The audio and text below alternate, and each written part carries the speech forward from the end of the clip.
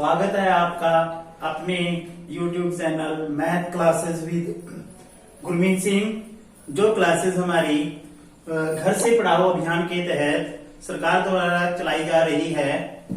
आज हम जो हमारा फोर्थ चैप्टर है द्विघात समीकरण, उसकी प्रश्नावली 4.2 करेंगे, जिसमें जो द्विघात समीकरण का हल है वो गुणनखंड विधि से कैसे करते हैं।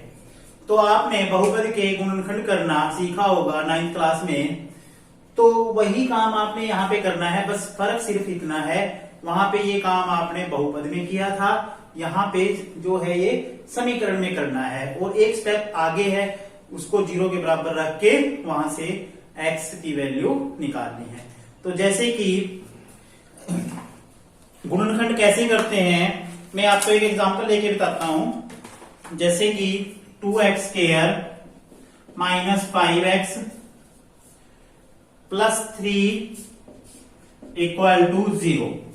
ये जो है, अगर हम ये ना देखें, ये चीज ना देखें, तो सिर्फ इसके गुणनखंड किए करने हैं हमने, तो ये एक बहुपद है। और इस तरह के क्वेश्चंस आपने 9th क्लास में, जो हमारी प्रश्नावली 2.4 थी, बहुपद जो चैप्टर है उसकी जो एक्सरसाइज जो हमारी 2.4 थी, उसमें आपने इस तरह के बहुपद के गुणनखंड करना वहां पे सीखा था।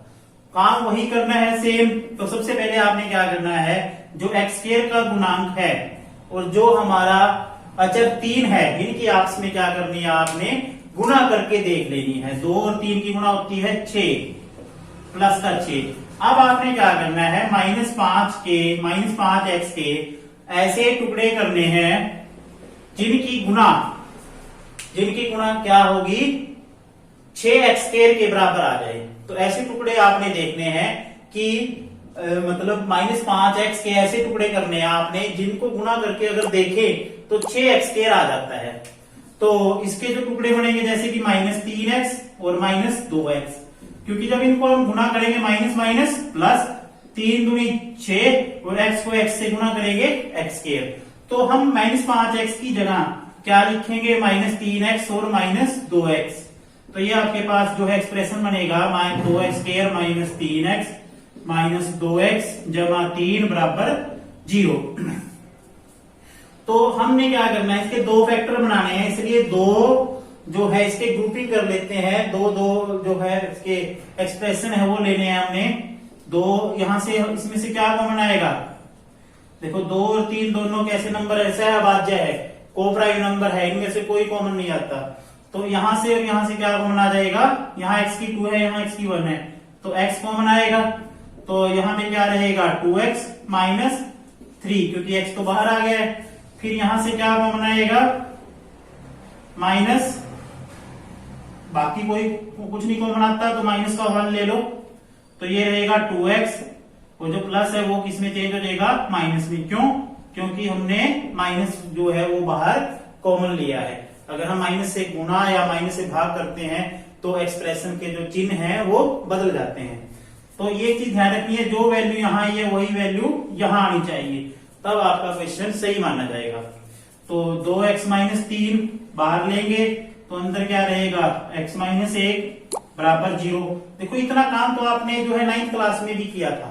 तो अब इसमें क्या है, क्योंकि 2 जो है हमारे गुणनखंड, उनकी गुणा 0 के बराबर है, तो इसका मतलब क्या है, इसको भी 0 के बराबर रख लो, यानी कि 2x माइनस 1 को भी 0 के बराबर रख लो और x माइनस 1 को भी 0 के बराबर रख लो।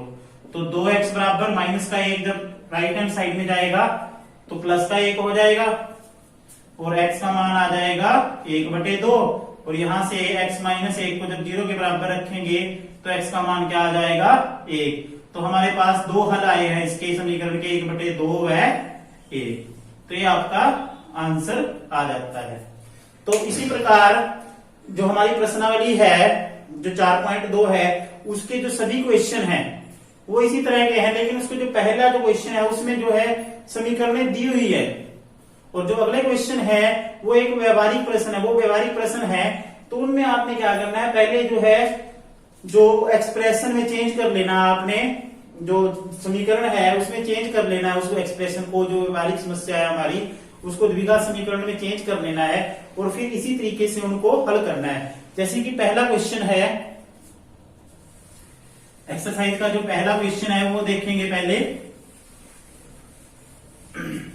ऐसा ही है, x square minus 3x minus 10 equal to 0।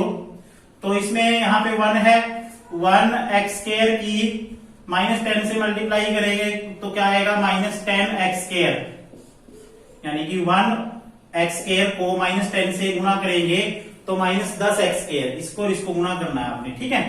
तो अब माइनस 3 के ऐसे टुकड़े करने हैं जिनकी गुणा क्या है, माइनस 10 एक्स स्क्वायर। तो क्या बनेंगे इसके जो टुकड़े, एक तो बन जाएगा माइनस का 5x और एक प्लस का 2x, क्योंकि माइनस 5x और प्लस 2x माइनस के 3x होते हैं, लेकिन जब इनकी गुणा करते हैं माइनस 5x गुणा माइनस प्लस 2x बराबर आ जाएगा माइनस 10 एक्स स्क्वायर। तो जो हमारा ये व्यंजक बनेगा एक्स स्क्वायर माइनस जो 3x है उसके टुकड़े हो जाएंगे minus 5x plus 2x minus 10 बराबर 0। तो ऐसे ही अंडरलाइन करना है, x कॉमन ले लो, x माइनस 5 और इन दोनों में से क्योंकि ये 10 है वो 2 से डिविजिबल है और 2 तो 2 से डिविजिबल होता ही है, मतलब 2 से भागी हो जाता है 2 और 2 कॉमन आएगा तो x 10 को 2 से भाग करेंगे 5। तो देखो जो यहाँ आया है वही यहाँ आया है, तो x माइनस 5 एक ब्रैकेट में और x प्लस 2 दूसरी में। तो उसी तरह से दोनों गुणनखंडों को 0 के बराबर रखेंगे तो x का मान आ जाएगा 5 और यहां से x का मान आ जाएगा माइनस 2, ठीक है। इसी प्रकार एक क्वेश्चन है, इसका फर्स्ट का ही थर्ड पार्ट है, वो स्क्वायर रूट की फॉर्म में है, तो अक्सर बच्चों की प्रॉब्लम बना रहता है वो क्वेश्चन भी।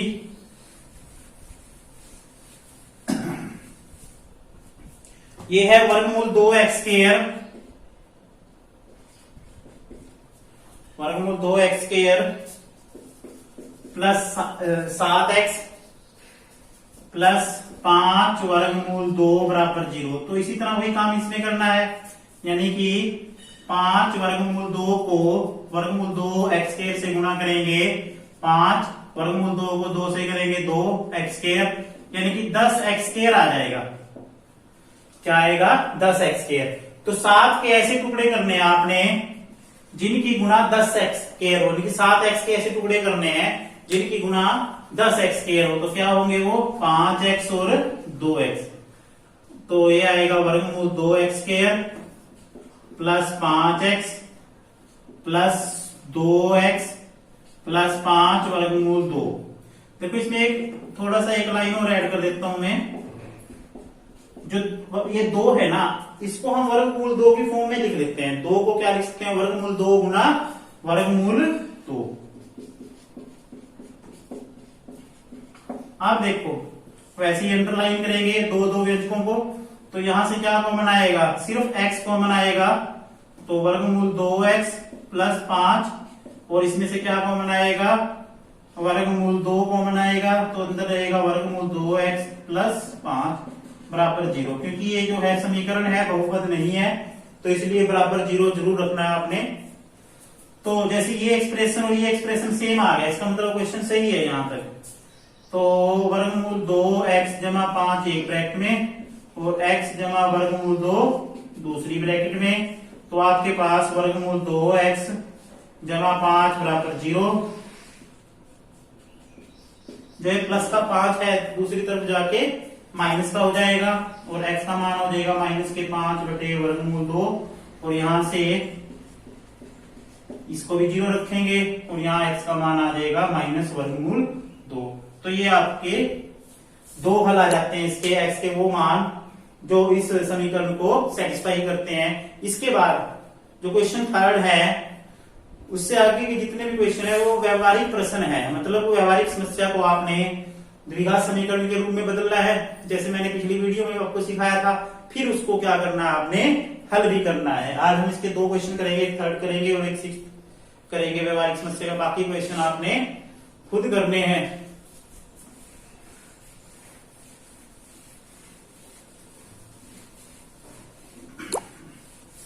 ये जो है हमारा थर्ड क्वेश्चन है, ऐसी दो संख्याएं ज्ञात करें जिनका योग 27 हो, 27 योग 27 और गुणनफल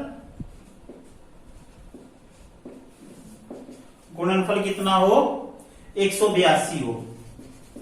तो ऐसी दो संख्याएं आपने बतानी है जिनका योग क्या हो, 27 हो और गुणनफल क्या हो, 182 हो। तो माना पहली संख्या क्या माननी है, x, और दूसरी संख्या, कई बच्चे y सोच रहे होंगे ना, तो दूसरी संख्या, क्योंकि दोनों का जोड़ कितना है, 27 है, पहली संख्या x है तो दूसरी कितनी होगी, 27 माइनस x, क्योंकि दोनों संख्याओं का जोड़ कितना होना चाहिए, 27, क्योंकि अगर एक x है और दूसरी है 27 माइनस x, तभी तो इनका जोड़ करेंगे 27 आएगा। दो संख्याओं का योग 27 देखना है, अगर एक संख्या x है तो दूसरी क्या होगी, 27 माइनस x। अब इनका गुणनफल यानी कि x और 27 माइनस x का गुणनफल किसके बराबर दे रखा है, 182 के, तो गुणा करेंगे 27x माइनस x की 2 बराबर 182, तो ये माइनस x की 2 प्लस 27x माइनस 182 बराबर 0, क्योंकि ये जो है शुरू में एक्सप्रेशन में माइनस आ रहा है, इसको पॉजिटिव बनाने के लिए, प्लस का बनाने के लिए किससे गुणा कर देते हैं, माइनस से गुणा करने पर -1 से,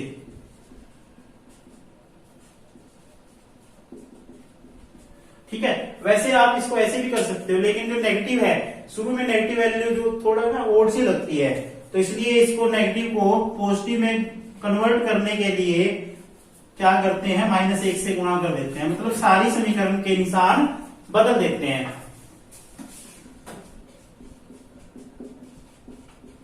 ये आपके पास समीकरण बन जाती है। अब इसके बाद आपने क्या करने हैं, इसके वही मेथड अपनाना है, गुणनखंड करने हैं, तो इसके मैं जल्दी से गुणनखंड कर देता हूं। तो माइनस के 13x माइनस के 14x और प्लस के 182, यानी कि x square minus 13x minus 14x जमा 182 बराबर 0। पहले दो एक्सप्रेशन में से x कॉमन आएगा, x माइनस 13 और फिर 14 कॉमन आ जाएगा, x माइनस 13 बराबर 0, क्योंकि 182 को 14 से भाग करते हैं तो 13 आता है, तो एक ब्रैकेट में x माइनस 13 हो जाएगा और एक में x माइनस 14। तो x माइनस 13 को 0 के बराबर रखना है और x माइनस 14 को भी 0 के बराबर, तो x का मान 13 और x का मान 14। अगर पहली संख्या 13 है तो दूसरी संख्या क्या है, 27 माइनस 13 14 है। अगर पहली संख्या 14 है तो दूसरी संख्या क्या होगी, 27 माइनस 14 बराबर 13, ठीक है। तो ये हमारा थर्ड क्वेश्चन था। इसी प्रकार क्वेश्चन नंबर 6, ये अक्सर बच्चों की समस्या रहता है, ये क्वेश्चन भी बच्चों को थोड़ा सा इसमें प्रॉब्लम आती है समझने में, और बच्चे यही प्रॉब्लम लेते हैं क्वेश्चन मैक्सिमम इस एक्सरसाइज में से। ये क्वेश्चन है आपका,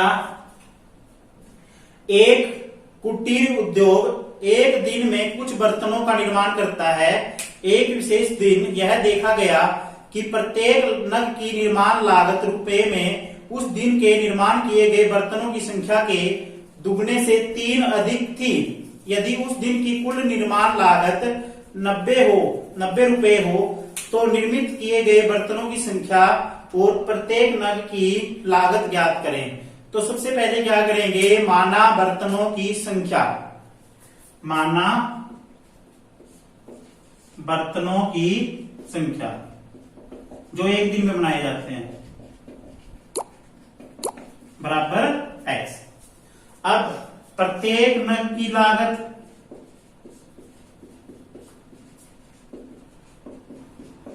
देखो प्रश्न को ध्यान से पढ़ो, उसमें लिखा हुआ है एक विशेष दिन यह देखा गया कि प्रत्येक नग की निर्माण लागत उस दिन निर्माण किए गए बर्तनों की संख्या के दुगने से 3 अधिक।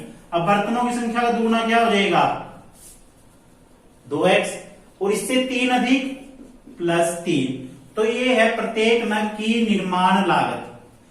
यानी कि उसको बनाने में जो है प्रत्येक नग को जो है इतनी लागत लगती है, उसको इतना खर्चा आता है। तो कुल निर्माण लागत, एक दिन की कुल निर्माण लागत कितनी दे रखी है?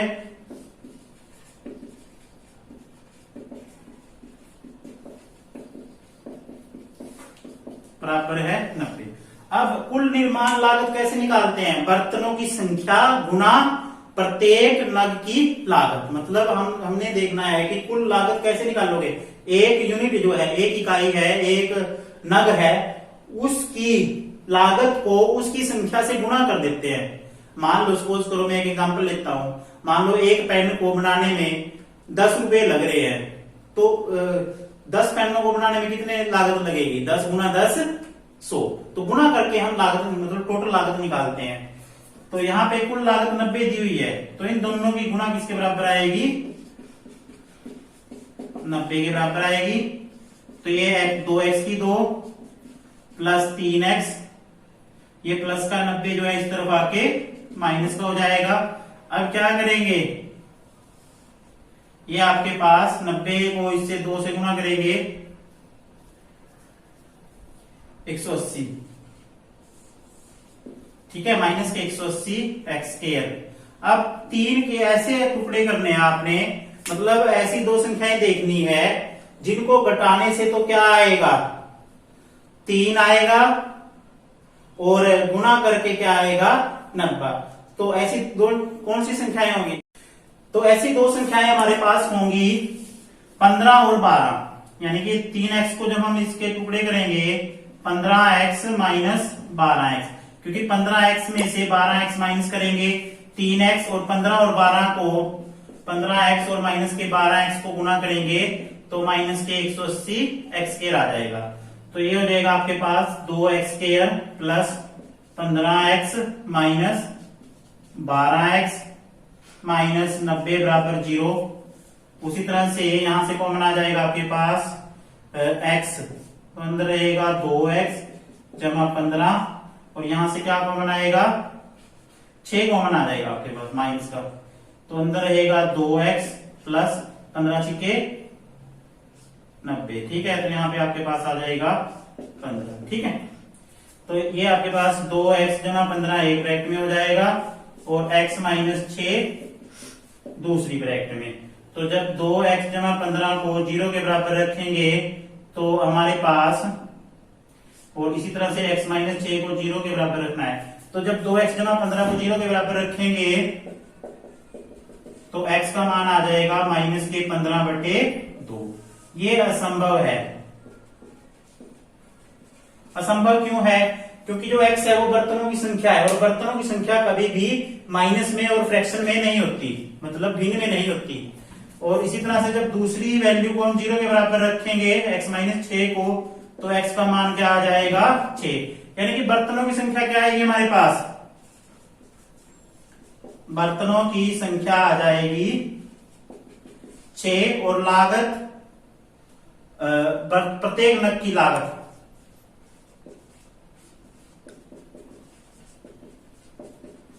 बराबर 2 गुना x का मान क्या रखेंगे यहां पे? 6।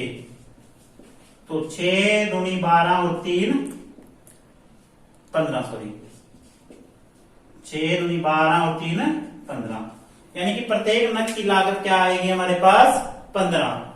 तो आपने क्या करना है, ये जो प्रश्नावली है 4.2 ये पूरी करनी है।